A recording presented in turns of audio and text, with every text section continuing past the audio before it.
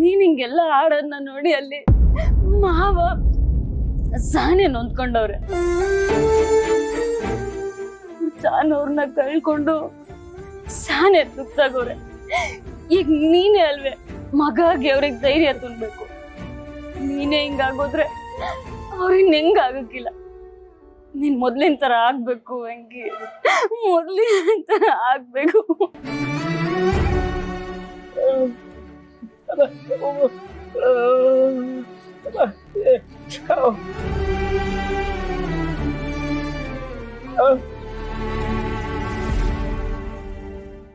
ಅದೇ ನನ್ನ ಮಗನ ಕೇಸು ಎಲ್ಲ ನಿಮಗೆ ಗೊತ್ತದಲ್ಲ, ಮತ್ತೆ ನಿಮ್ಗೆ ಅದನ್ನೆಲ್ಲ ಹೇಳೋ ಅವಶ್ಯಕತೆ ಇಲ್ಲ ಅನ್ಕೋತೀನಿ. ಏನ್ ಮಾಡೋದು, ಹೈಕಮಾಂಡ್ ಇಂದ ಸಮಸ್ಯೆ ಆಗ್ಬಿಟ್ಟದೆ. ಇನ್ನ ಹಿಂಗೆ ಬುಡಕ್ಕೂ ಆಗೋದಿಲ್ಲ. Accident case. ನನ್ನ ಮಗ ಏನು ತಪ್ಪು ಮಾಡಿಲ್ಲ. ಯಾಕೆಂದ್ರೆ ಅವತ್ತು ನಾನು ಅವನ ಜೊತೆನಲ್ಲೇ ಇದ್ದೆ. ನೋಡಿದ್ರೆ ಹಿಂಗಾಗ್ಬಿಟ್ಟದೆ. ಆದಷ್ಟು ಬೇಗ ಅವನಿಗೊಂದು ಜಾಮೀನು ವ್ಯವಸ್ಥೆ ಮಾಡಿಕೊಟ್ಬಿಡಿ. ಏನು ಮಾಡೋದು, ತನಿಖೆ ಬೇರೆ ಜೋರಾಗಿ ನಡೀತಾ ಇದೆ. ವಿರೋಧ ಪಕ್ಷದವ್ರು ಬೇರೆ ಎಲ್ಲಿಡೋಣ ಅಂತ ಬೇರೆ ಕಾಯ್ತಾವ್ರೆ. ಅದಕ್ಕೆ ಅರ್ಜೆಂಟಾಗಿ ಅವನಿಗೊಂದು ಬೇಲ್ ಕೊಡಿಸ್ಬಿಟ್ರೆ ಸಾಕು. ಹಾಂ ಸರ್, ನಾನು ನೋಡ್ಕೋತೀನಿ. ಸರಿ ಬಿಡಿ.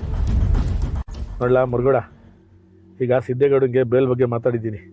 ಅದೊಂದು ಆಗ್ಬಿಟ್ರೆ ಸಾಕುಕಲ್ಲ ನನಗೆ. ಅಪ್ಪಯ್ಯ, ಯಾಕೋ ನೀವು ಮಾಡ್ತಿರೋ ನಿರ್ಧಾರ ನಂಗೆ ಸರಿ ಅನ್ನಿಸ್ತಾ ಇಲ್ಲ ಕಣಪ್ಪಯ್ಯ. ಯಾಕಲ ಸರಿ ಇಲ್ಲ? ಹಾಗಾದ್ರೆ ಜೀವನ ಪೂರ್ತಿ ಅವ್ನು ಜೈಲಲ್ಲೇ ಕೊಳಿಬೇಕಲ್ಲ?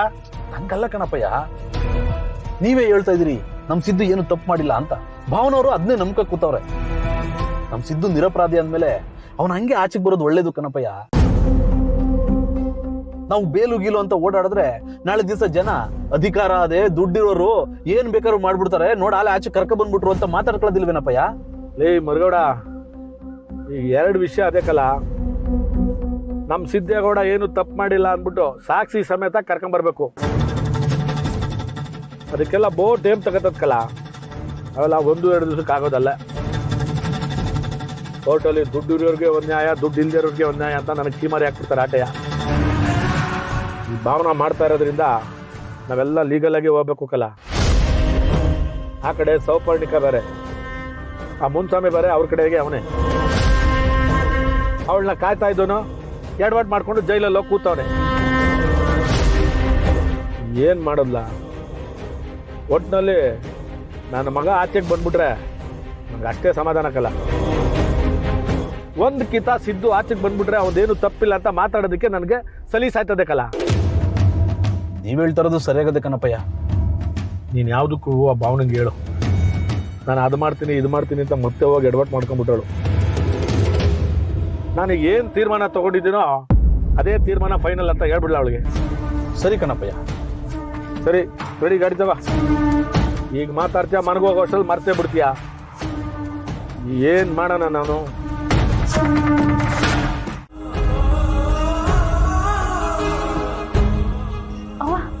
ಅಲ್ಬಿಡ ಕಣವ, ವೆಂಕಿ ವಾಪಸ್ ಬಂದ. ಅಲ್ಬೇಡ. ವೆಂಕಿ ಬಂದ?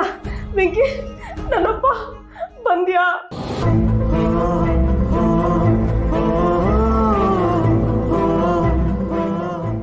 ವೆಂಕಿ, ನನ್ನ ಕ್ಷಮಿಸ್ಬಿಡು ವೆಂಕಿ.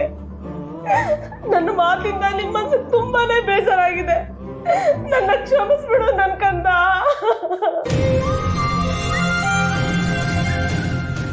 ನಿಜ ತಾಯಿ, ನಮ್ಮ ವೆಂಕಿಗೆ ಬೇಕಾಗಿರೋದು ಆ ಪ್ರೀತಿ, ವಿಶ್ವಾಸ. ಬಿಗ್ರೆ, ನೀವು ಬಂದ್ರ? ನನಗ್ ಗೊತ್ತಾಗ್ಲಿಲ್ಲ ಬಿಗ್ರೆ. ಬನ್ನಿ ಬನ್ನಿ, ಕುತ್ಕೊಳ್ಳಿ ಬನ್ನಿ. ಇರ್ಲಿ ತಾಯಿ, ಪರವಾಗಿಲ್ಲ. ನೀವು ನಮ್ಮ ವೆಂಕಿ ಮೇಲಿಟ್ಟಿರೋ ಪ್ರೀತಿ, ವಿಶ್ವಾಸ ನೋಡಿ ಕಣ್ ತುಂಬಿಕೊಳ್ತು ತಾಯಿ, ಕಣ್ ತುಂಬಿಕೊಳ್ತು.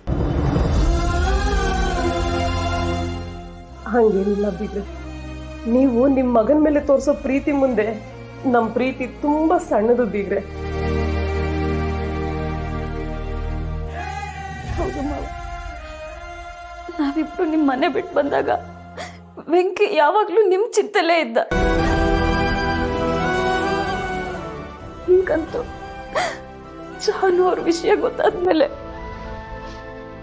ನನ್ ಹೆಂಗ ಅವಳ ಸಮಾಧಾನ ಮಾಡ್ಬೇಕು ಅಂತಾನೆ ಗೊತ್ತಾಗ್ತಿಲ್ಲ. ಚಲ್ವಿ, ನೀನು ಇಂಥ ಟೈಮ್ನಲ್ಲಿ ಧೈರ್ಯಗೆಡಬಾರ್ದಮ್ಮ. ಇಂಥ ಸಮಯದಲ್ಲಿ ನೀನು ಅವನಿಗೆ ಬೆನ್ನೆಲುಬಾಗಿ ನಿಂತ್ಕೋಬೇಕು. ನೀನೇ ಹೀಗೆ ಮಾತಾಡಿದ್ರೆ ನಮಗೆ ಏನ್ ಮಾಡಬೇಕು ಅಂತಾನೆ ತೋಚಲ್ಲಮ್ಮ. ನಾನು ಯಾವ ಜನ್ಮದಲ್ಲಿ ಏನ್ ಕರ್ಮ ಮಾಡಿದ್ನೋ ಗೊತ್ತಿಲ್ಲ. ಈ ಜನ್ಮದಲ್ಲಿ ಇದನ್ನೆಲ್ಲ ನೋಡ್ಬೇಕಾಗಿದೆ. ನನಗಿದ್ದಿದ್ದು ಎರಡೇ ಆಸೆ. ಒಂದು, ನನ್ನ ಹೆಣ್ಣು ಮಕ್ಕಳನ್ನ ಒಂದು ಒಳ್ಳೆ ಮನೆ ನೋಡಿ ಆ ಮನೆಗೆ ಮದುವೆ ಮಾಡಿಕೊಡ್ಬೇಕು, ಅವ್ರು ನಗ್ನಗ್ತಾ ಇರೋದನ್ನ ನೋಡಬೇಕು ಅನ್ನೋದು. ನಮ್ಮ ಜಾನುಗೆ ಒಳ್ಳೆ ಸಂಬಂಧ ಏನೋ ಸಿಕ್ತು, ಆದರೆ ಅವಳು ಜೀವನ ಅನುಭವಿಸ್ಬೇಕು ಅನ್ನೋ ಅಷ್ಟರಲ್ಲಿ ನಮ್ಮನ್ನೇ ಬಿಟ್ಟೊಟ್ಟವಲ್ಲು. ಅವನ ಮದುವೆ ನಾವ್ ಅನ್ಕೊಂಡಂಗೆ ಆಗದೆ ಹೋದ್ರು ಏನೋ ಇತ್ತೀಚೆಗೆ ಎಲ್ಲ ಸರಿ ಹೋಗಿ ಇನ್ನೇನೋ ನಗ್ನಗ್ತಾ ಬದುಕು ಮಾಡ್ತಾರೆ ಅನ್ನೋ ಅಷ್ಟರಲ್ಲಿ ನಮ್ಮ ಸಿದ್ಧಕ್ಕೆ ಹೀಗಾಗೋಯ್ತು. ಇಂಥ ಸಮಯದಲ್ಲಿ ನನಗೆ ಆಧಾರ ಲಕ್ಷ್ಮಿ